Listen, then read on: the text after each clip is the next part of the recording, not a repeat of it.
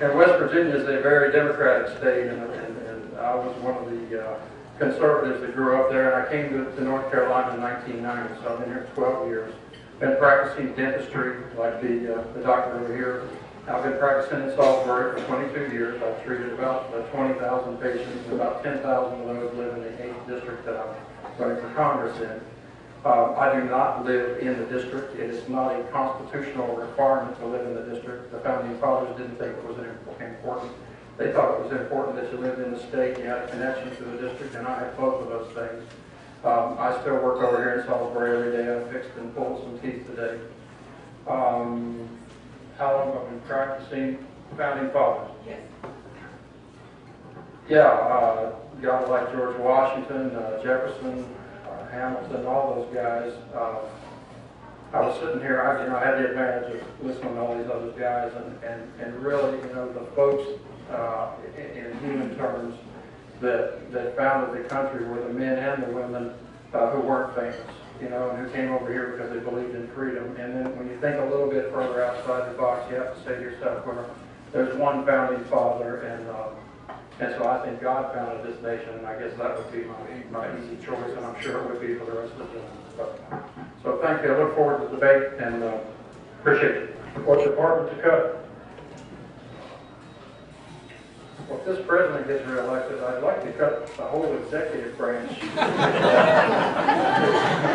defund the whole organization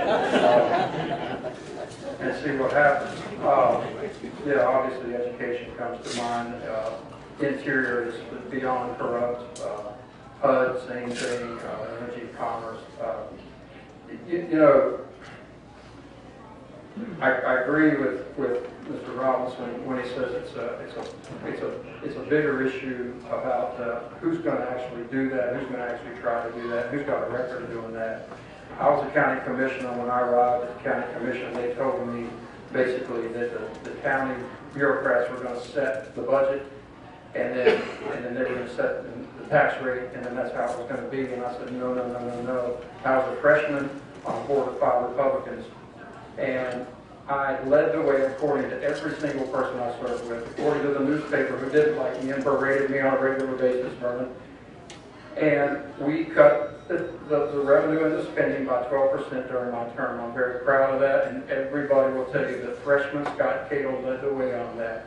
Freshman Scott Keadle in the Congress will lead the way on many of these issues and make sure that we balance this budget and that we cut the spending and that we don't let this happen anymore and we don't mortgage our children's future anymore. And I have a record of that, and the biggest difference, the biggest thing that you need to know when you want to know whether somebody's going to do this or not, or how they're going to do it, it's just attitude, folks. Because I took that attitude when I went to office, that you know what, this is the people's office. The people elected me overwhelmingly on the basis of how I campaigned. And my campaign sign said, it's your money. It didn't even say what I was running for. People walk up the street, they say, hey, it's your money. They didn't call me by my name. Well, the president is a very powerful person. Unfortunately, this president is also a very powerful person. And I do think, Darlene, that a lot of people are probably intimidated by him. I try not to make it a habit to speak to members of Congress because I, like 90% of America, don't think very much of most members of Congress. But I happened to encounter one because he was a dentist I talked to for a minute, and he was telling me just how afraid even Republicans are of the Wicked Witch of the West. And I won't name names, but I think you know who I'm talking about. If you'll elect me to Congress, I will absolutely make sure that I don't show up until there's an investigation to find out if the president is eligible to be the president. That's the end of that. And they can do whatever they want to me. A lot of terrible things have happened to ex-friends of the Clintons. And that just is what it is. But I think if you're going to go and defend and uphold the Constitution, which I also swore to do when I was 17 years old, also at the Air Force Academy, then you have to say that I'm willing to give my life, if necessary, to defend and uphold the Constitution. That means making sure that the Constitution is respected when we elect the President of the United States. I'd like to add, by the way, that I was endorsed by Jim Gilchrist of the Minutemen Project. And there are folks that have been down there trying to protect the border on a volunteer basis for a long, long time. I'm very proud of that endorsement, and I'm also very tough on illegal immigration. I think I answered the question. I'm for any fundamental reform of the tax system that makes it fair and flatter and more inclusive, and it doesn't punish savings, and it doesn't punish work. And the income tax and associated taxes and the whole list of taxes that we have now does all that. It confuses people. It costs several $100 billion a year to comply with. It punishes work. It punishes savings. It moves jobs offshore. It just absolutely, as he said, is a total disincentive to a robust economy. Now, so that means I am in favor, and I have a written plan, my plan for America, and part of that is my tax plan. And as my tax plan, I have adopted the fair tax, which is a broad-based consumption tax that everybody has to participate in, and it's fair to everybody, and it's visible, and will return our economy to what it needs to be so that we can balance the budget. We're going to have to grow the economy, folks. We can't just cut the spending. We certainly cannot raise taxes. So we have to cut spending, we have to grow the economy, and we have to have a tax system that will do that. Now, am I a realist? Yes, I am. Can we get the flat tax, or excuse me, the fair tax? I don't know. In the meantime, I will support any measure to get rid of some of these silly taxes, to lower some of these silly taxes that punish business, and do whatever I can to reform the system. Am I out of time? Perfect. Well, I'll save some time right here. Along with these two questions, we should answer every question and every piece of legislation and every agency that we talked about a minute ago and every part of the tax code in the same order that I'm going to answer these two questions. And you ask them in one order, and I'm going to answer them in another order. No, it is not constitutional. And if it doesn't meet that test, then it shouldn't happen.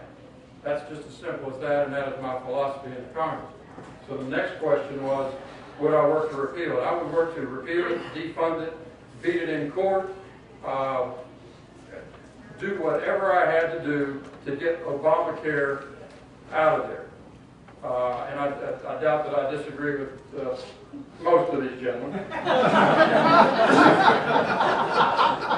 I tell you, I see already, what's going on out there in the business world vis-a-vis Obamacare. There's a lot of things affecting the business world, a lot of things slowing the economy down, a lot of things costing us jobs and costing us income. But Obamacare is one of the biggest threats, and it creates an uncertainty that scares people out of creating jobs. And it's really hit us hard, and it needs to go. And I hope the Supreme Court of the United States will rule the way that they ought to rule in a couple months. If they don't, you need me in the Congress to fight like crazy to get rid of that Obamacare. And I'll certainly do it. And being in the healthcare business, I got a little bit of knowledge about it. I actually think Dr. Whitley studied it even more than I have. And Vernon made a joke a minute ago. He said, "Scott, I thought you paid a lot of taxes." And I said, "Not nearly as much as him." Well, I told you before, well, let me answer a question that I failed to answer a minute ago. I kind of got into the whole term limits thing and defended term limits and failed to answer the question. The answer is yes, I did sign a term limit pledge. I signed it, I think, back in August, probably before you got in the race, so you might not have been aware of that, but I certainly did. Howie Rich, who is kind of the chairman of the whole term limit, U.S. term limits thing, who gives us all a pledge to sign, wrote me an endorsement check and endorsed me. And if you're wondering who the real conservatives endorsed, I'll tell you another little story. I went up to meet with a group called the Club for Growth. Write that down, Club for Growth, and look them up on the internet tonight. And conclude for yourself whether these people are conservative or whether they're not. But these people, like Darlene, if she gets a chance, will sit you down and grill you. And the guy who told me, that he had some clients who'd been up there to see them before, I said, "Well, what's it like?" And he said, "Well," he said, they won't let anybody else in the room. And he said, every time, these guys come walking out, he said, they're dripping with sweat and they look like they've been beat with a stick for 2 hours. And he said, "So good luck to you." And he said, they very rarely endorse. And in fact, last cycle, they endorsed 16 people out of all the people that were running. They're very conservative. And this cycle, they endorsed me. and I'm very proud of that. And again, if you look them up, you'll realize that I've been vetted by some very